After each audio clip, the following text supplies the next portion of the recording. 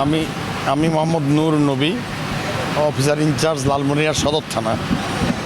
আজকে আমাদের লালমনিরহাট তিস্তা টোল প্লাজায় এখানে রাজু নামের একজন, সে তিস্তার দিকে যাওয়ার সময় আপনার এখানকার কর্মচারীর সাথে তার কথা কাটাকাটি হয়।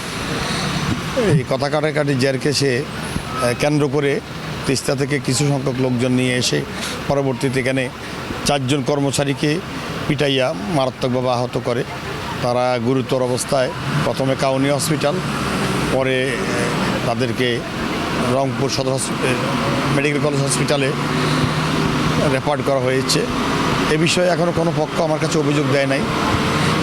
যদি অভিযোগ দেয় তাহলে অবশ্যই আমি আইনগত ব্যবস্থা গ্রহণ করব এবং আসামিদেরকে আমি গ্রেপ্তার করার চেষ্টা করব। আপনি নাম বলছেন, কিন্তু নাম যেহেতু চেনেন আপনি, যে শ্রমিকের সাথে তর্কাতর্কি হয়েছে, সেক্ষেত্রে স্পষ্ট বিষয় সেক্ষেত্রে এখনও কোনো অভিযান না, অভিযান আমরা চেষ্টা করতেছি, চেষ্টা অব্যাহত আছে। আমরা অলরেডি খোঁজখবর নেওয়া শুরু করেছি, গ্রেপ্তার করা হবে তাকে। আপনাদের এই চেকপোস্টে কিন্তু 24 ঘন্টায় আমার জানাতে পুলিশ কর্মকর্তারা থাকে।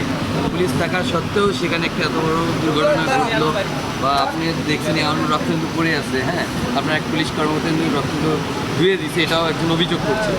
এইটা কীভাবে সম্ভব পুলিশ থাকা সত্ত্বেও সেখানে? না, আসলে পুলিশ এত বড় একটা ঘটনা ঘটছে। পুলিশ আসলে রক্ত ধুইছে কিনা এটা এখনও আমি কোনো সাধারণ মানুষের কাছে শুনিনি। তবে পুলিশ তাদেরকে উদ্ধার করে, জখমিকে উদ্ধার করে আপনার হাসপাতালে প্রেরণ করেছে। আর ইয়েরা আপনার সন্ত্রাসীরা সংখ্যায় বেশি ছিল, আর পুলিশের সংখ্যা ছিল একেবারেই কম, মাত্র 3 জন পুলিশ। 3 জন পুলিশ তাদের চেকপোস্ট থেকে দৌড়ে আসতেই ততক্ষণে তাদের মারামারি প্রায় শেষ করে তারা পালিয়ে গেছে। তারা সংখ্যা বেশি থাকায়, পুলিশের সংখ্যা কম থাকায়, একেবারেই কম থাকায় তাদেরকে আটক করা সম্ভব হয়নি। এই হচ্ছে। আমার নাম নূর নবী, মোহাম্মদ নূর নবী। আমি হচ্ছি লালমনিরহাট সদর থানা।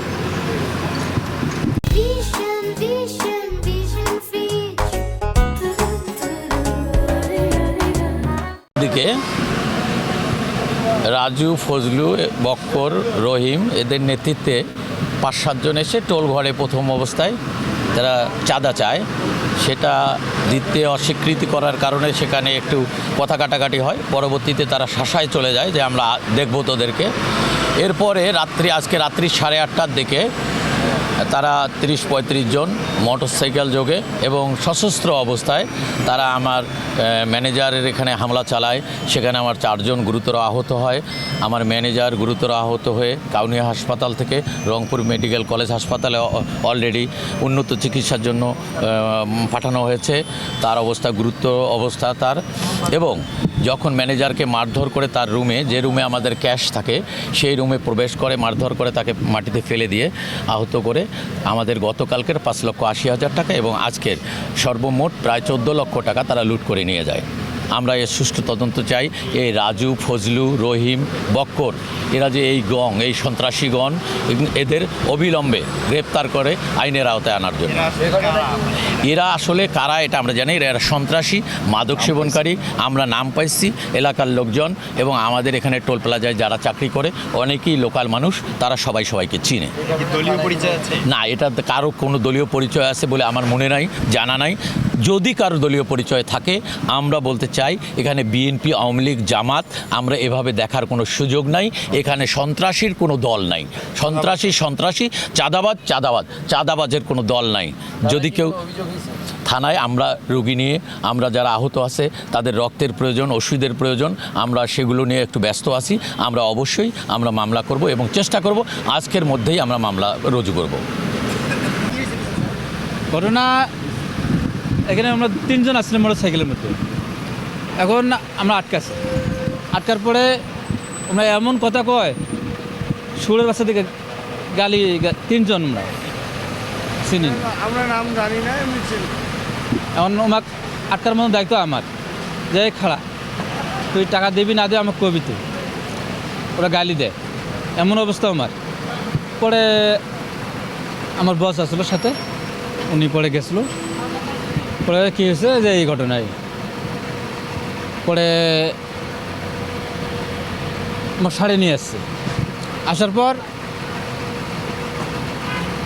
পরে আমার বস ডাকে নিয়ে আসছে এখানে, মানে মীমাংসা করার জন্য।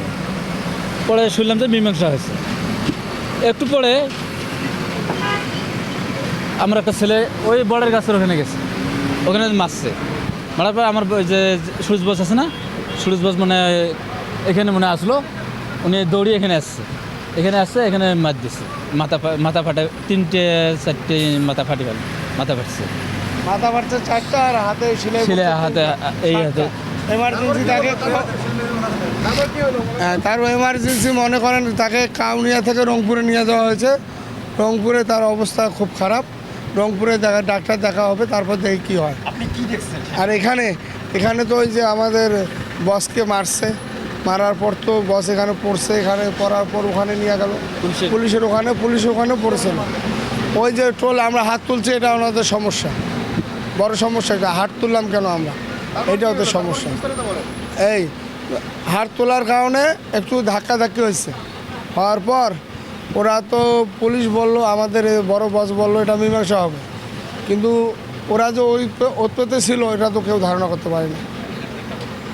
আর এখানে মনে করেন আমাদের টাকা পয়সা ছিল, ক্যাশ ছিল, এখানে আমাদের বসকে মেরে টাকা টুকা লুটতারাজ হয়েছে, কত হয়েছে এটা তো আমরা জানি না। কোনো অস্ত্র দেখাইছে নাকি? না অস্ত্র আমরা তো পালাইছি, আমরা অস্ত্র তো দেখিনি। কি নাম আপনার? আমার নাম রাশেদ, ভাইয়ের নাম শহীদুল। কি করেন? কেন টোল প্লাজায় চাকরি করি আমরা।